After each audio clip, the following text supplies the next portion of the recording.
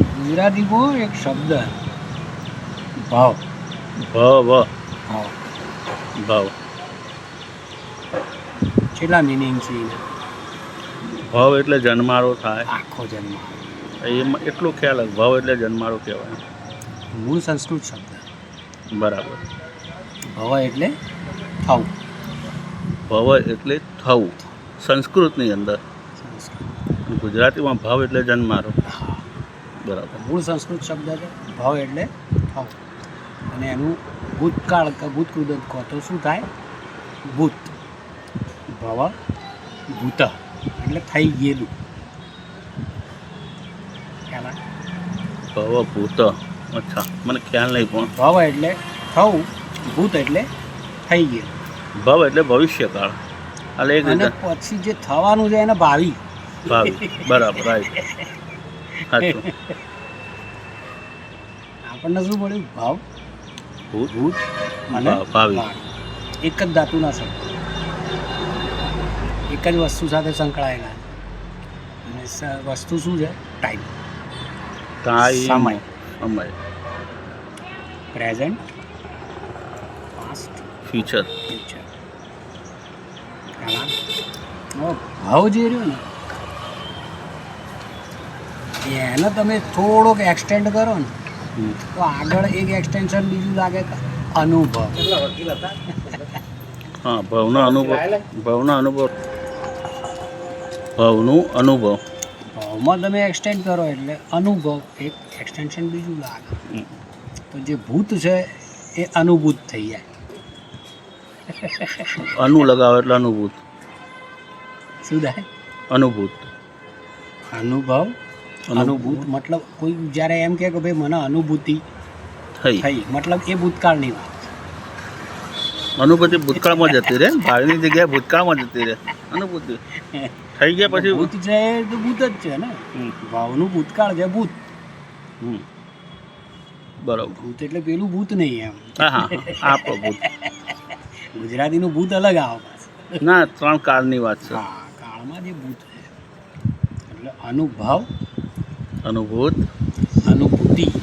અનુભૂતિ. અનુભૂતનું અનુભૂતિ થાય કે ભાઈ અનુભૂતિ મતલબ એ પાસ્ટ ટેન્સમાં તો કહેવાય શું? એક્સપિરિયન્સ. અનુભવનો આપણે કહીએ એક્સપિરિયન્સ. અનુભૂતિ માટે અંગ્રેજીમાં શબ્દ શું છે? ફિલિંગ. ફિલિંગ. હા, ફિલિંગ. ફીલ કરવું. અહીંયા આપણે ભાવિના પાછળ જતા નથી. નથી. આપણી ચર્ચા ખાલી ભાવ ઉપર. પેલું પછી કોઈક દિવસ થશે. પછી ટાઈમ મળશે. ભાવ એટલે થવું. આપણે થયા, ત્યાં અસ્તિત્વમાં આવ્યા. આયા. એટલે એના અનુલક્ષીને ગુજરાતીમાં કે ભાઈ તમે થયા મતલબ જન્મારો તમારો જે જીવન જે ચાલુ છે એ ભાવ. હા. એટલું ટચિંગ વસ્તુ રોજબરોજ આપણા જીવનમાં ઘણું બધું થતું હોય આપણને ખ્યાલ હોતો નહીં. હવે તમે જાઓ અસ્તિત્વ જે આ બધા ફિલોસોફરોના આમ તેને બધા જે વાત કરી એના માત્ર ગુજરાતીમાં એક જ શબ્દમાં તમારે સમજવું હોય તો કહેવાય કે ભાવ. આખું ફિલોસોફર. આખી ફિલોસોફરો જેના અસ્તિત્વ તમે પોતે અસ્તિત્વમાં આવ્યા આયા. મતલબ ભાવ તમે થયા. થયા. રાઈટ. નહીં કહેતા વિજયી ભવ, હા હા, થયા. ચિરંજીવી ભવ મતલબ ભવ મતલબ થાવ. થાવ.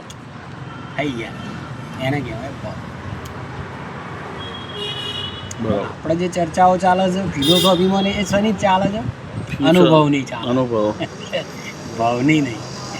અનુભવ. ફ્યુચર. અનુભવની વાત ચાલે. અનુભવ બી ભાવ છે પાછળ એટલે એ બી પ્રેઝન્ટમાં જ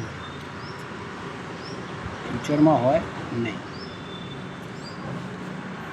મુદ્દાની વાતો. પહેલાં તમારે કોઈ વસ્તુનો અનુભવ કરવો હોય તો જ્યાં છો ત્યાં થાય ને. હા, એ કંઈ ભવિષ્યમાં તો થવાનું નહીં. તો તમારી હાજરીમાં જ થાય. અને કદાચ એ થઈ ગયા પછી તમે કોકને વાત કરો તો એ અનુભૂતિ જ ગણાવવાનું. કારણ કે અનુભૂત થઈ ગયું, ભૂતકાળમાં જતું રહ્યું. ભૂત થઈ જાય વાત ફ્યુચરે ના આવે, ભૂત થઈ જાય.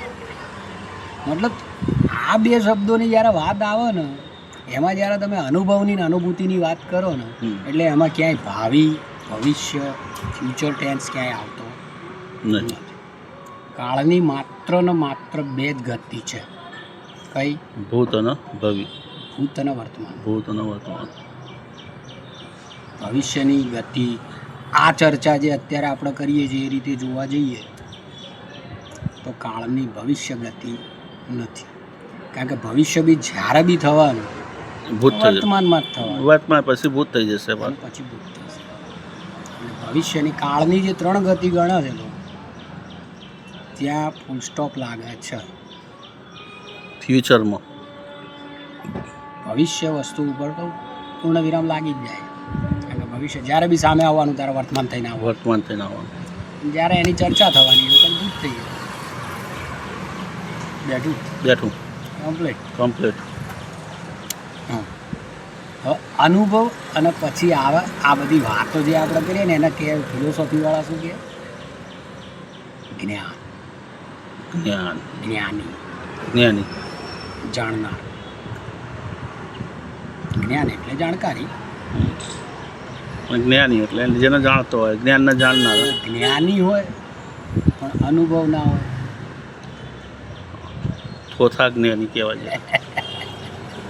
ખાલી વાંચીને બોલી જવું. પણ જ્ઞાની એક દિવસ અનુભવનો પામવાનો, કારણ કે એને જ્ઞાન છે.